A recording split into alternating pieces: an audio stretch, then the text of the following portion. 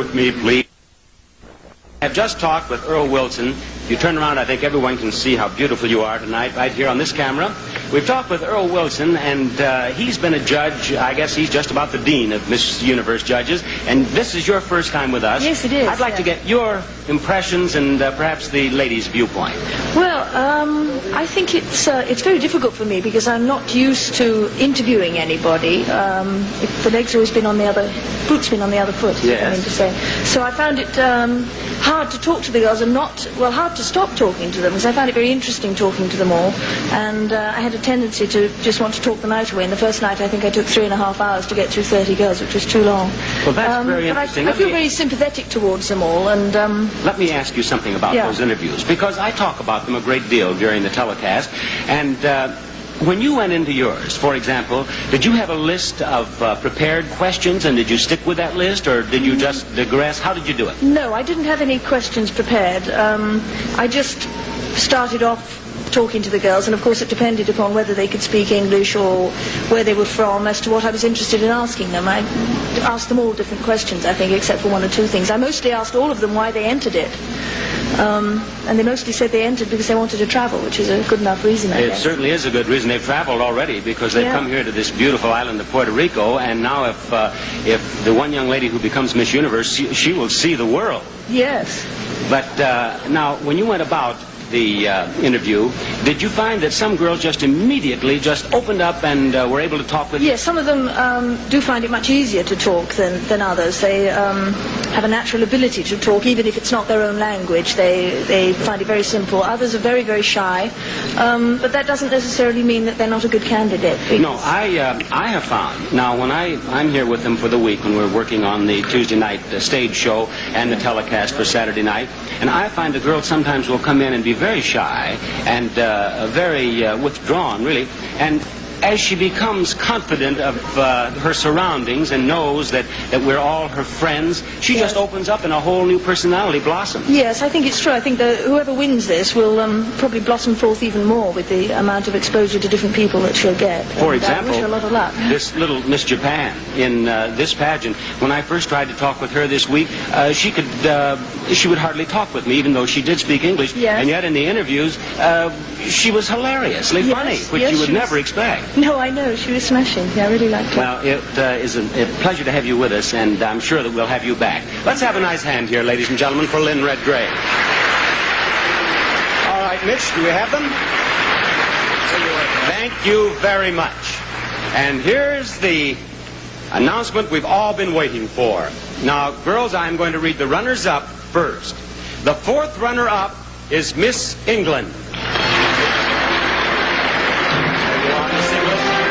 Congratulations.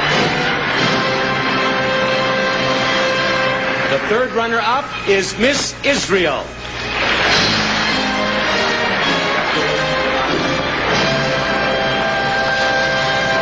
The second runner-up is Miss Venezuela.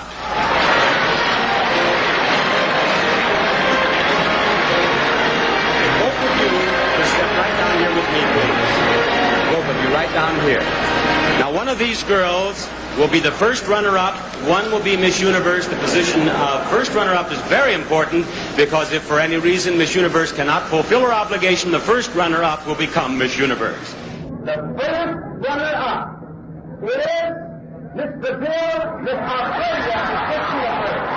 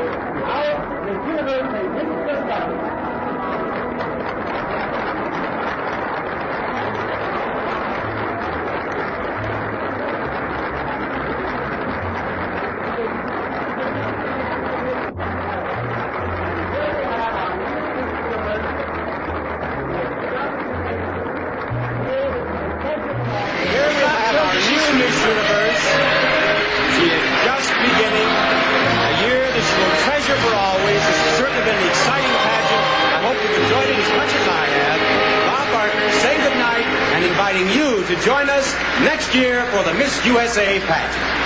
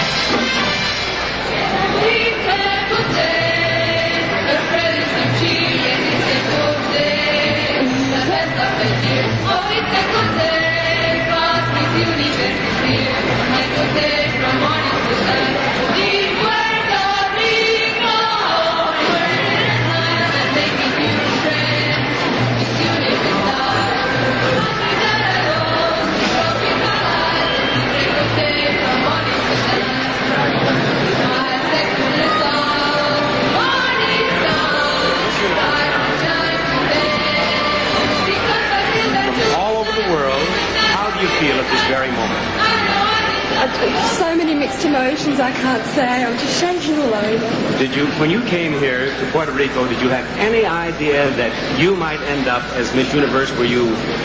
No, I was just full of hopes, just the same as everyone else.